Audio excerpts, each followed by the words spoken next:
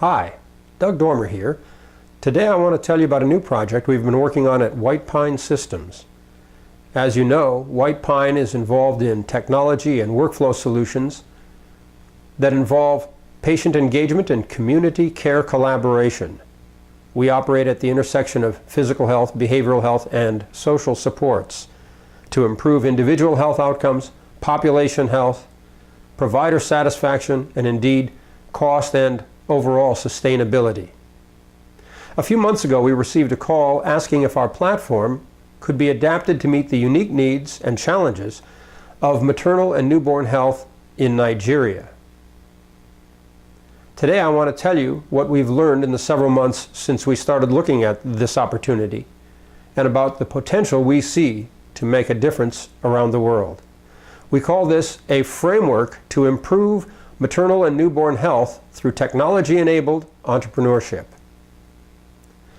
Today, any day, it's estimated that around the world 800 women and more than 7,000 newborns will die because of preventable complications associated with pregnancy. The vast majority of those will occur in sub-Saharan Africa. And within sub-Saharan Africa, the country with the largest problem is Nigeria. In fact, the highest maternal mortality ratio in the world is found in Nigeria. 32% of all deaths among women aged 15 to 49 are caused by preventable pregnancy-related causes. That means that over 60,000 women and over 200,000 newborns will die this year from preventable conditions in Nigeria. This from a country where 70% of the population lives on less than $3,000 US per year, what's called the bottom of the pyramid. It's a country that is experiencing conflict. You may have heard of Boko Haram operating in the northeast quadrant of the country, resulting in over 2 million people displaced, most of whom live in refugee camps. So we started by looking at the maternal mortality ratio, the number of deaths of women per 100,000 live births, and the neonatal mortality rate, the number of deaths of newborns in the first 30 days after birth, to understand the overall scope of the problem. As you can see on this slide, in both cases, Nigeria is way off of the norm, whether it's sub-Saharan Africa, the world, or certainly the United States. We also compared Nigeria's present position to something called the United Nations Sustainable Development Goals. Now, these are 16 goals in all, 2 of which relate particularly to pregnancy and maternal health, that were established in 2015. These are targets for the year 2030. So in the case of maternal mortality ratio, the goal is to get that number to an average of 70, but with no country greater than 140 deaths per 100,000 live births. Similarly, for the neonatal mortality rate, to get the number of deaths per 1,000 in the first 30 days after birth down to 12 per 1,000. That means a 5.5% reduction in the maternal mortality ratio per year for Nigeria for the maternal mortality ratio, and 4% per year for the neonatal mortality rate. These are daunting tasks. These aren't things you can accomplish with incremental changes.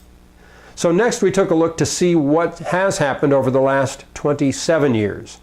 As you can see here, between 1990 and 2008, Nigeria made significant improvements in both neonatal health and maternal mortality. But between 2008 and 2013, we see no statistical difference, although there have been a number of programs and innovations which have had at least an incremental impact. Now, we won't have the data since 2013 till this study is done again in 2018, but you can see how big a gap there is to achieve the goals for 2030. Now, the reasons are all pretty clear. The literature is quite clear. It's nothing we wouldn't expect. The barriers to achieving this are poverty, governance, healthcare supply chain, workforce, distribution and performance, culture and religion, conflict and natural disaster. These are some daunting challenges. So we put together a team to consider these questions. I'm really honored to be working with our Chief Health Officer, Dr. Dale Block, who's a family physician and a hospital executive, Dr. Howard Stein, who is a health economist and epidemiologist with over 30 years of experience in sub-Saharan Africa, Dr. Jones, the Director of Biohealth Informatics at Indiana University. I've had the pleasure of working with Dr. Jones for the last 16 semesters in their Graduate School of Health Informatics, and Peter Nwilo from the University of Lagos in Nigeria. We then started looking for theoretical models that might be able to address these problems, and fortunately we were already familiar with much of this work. We've been a big fan of the work by C.K. Prahalad and his important book written in 2005, The Fortune at the Bottom of the Pyramid, Eradicating Poverty Through Profits. He gives several examples where in this bottom of the pyramid, rural communities in India, in Mexico, in Brazil, corporate enterprises, for-profit enterprises, have been able to solve problems that donor organizations, multinational nonprofit organizations, federal governments and state governments have not been able to solve. That work has continued, and we're particularly excited by the work of Dr. Michael Gordon at the University of Michigan and his work around sustainable societal hybrids, the same notion of public-private collaboration with a profit incentive to deliver solutions that reduce poverty and improve quality of life. So we invited all of the ministries of health from each of the 36 states to attend a conference online in December. 16 of the states jumped at the opportunity and participated with us. We chose 2 states to be our initial markets to study for research and to test various models that we think can have a big impact. The 2 states are Kebbi State in the northwest, which is a Muslim rural community far from the ocean, and Cross River State, which is a mixed rural and urban community on the ocean in the what's called the south of Nigeria, that is primarily a Christian community. We thought that would give us the best blend of opportunities to evaluate solutions across the country. Next, we really started looking closely at the correlation between health service utilization and the perinatal mortality rate.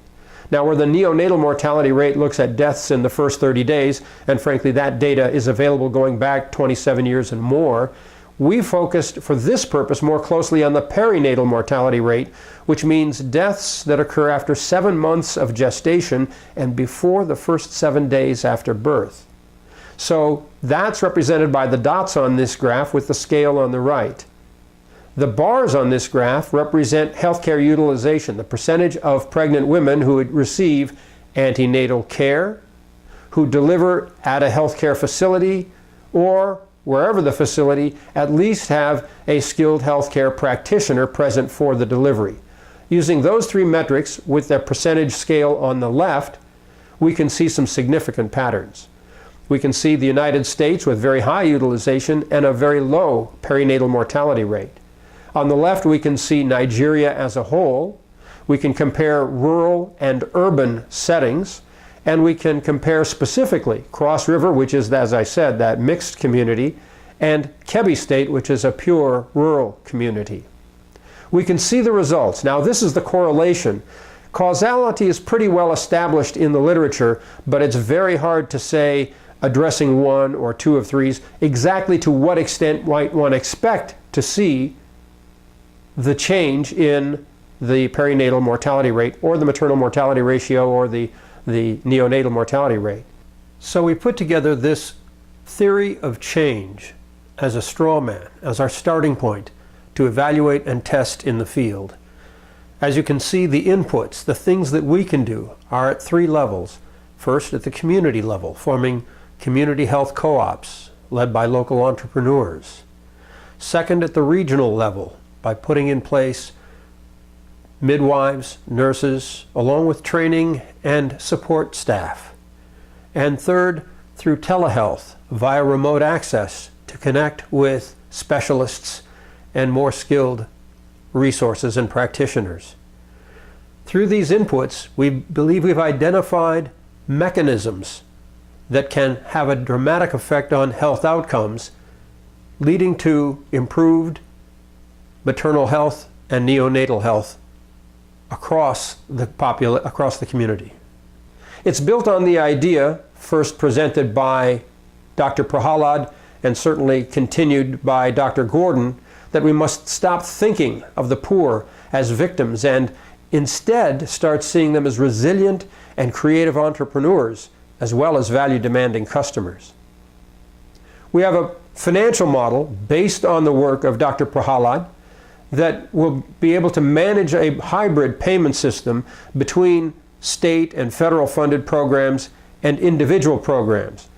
It's worth noting that today in Nigeria, 74% of the total healthcare spend comes from individuals at the moment of need or in a crisis. Only 26% comes from federal, state, donor organizations. So this is an opportunity to really apply the business models we learned from Dr. Prahalad and adapt those models to fit this particular unique and important case.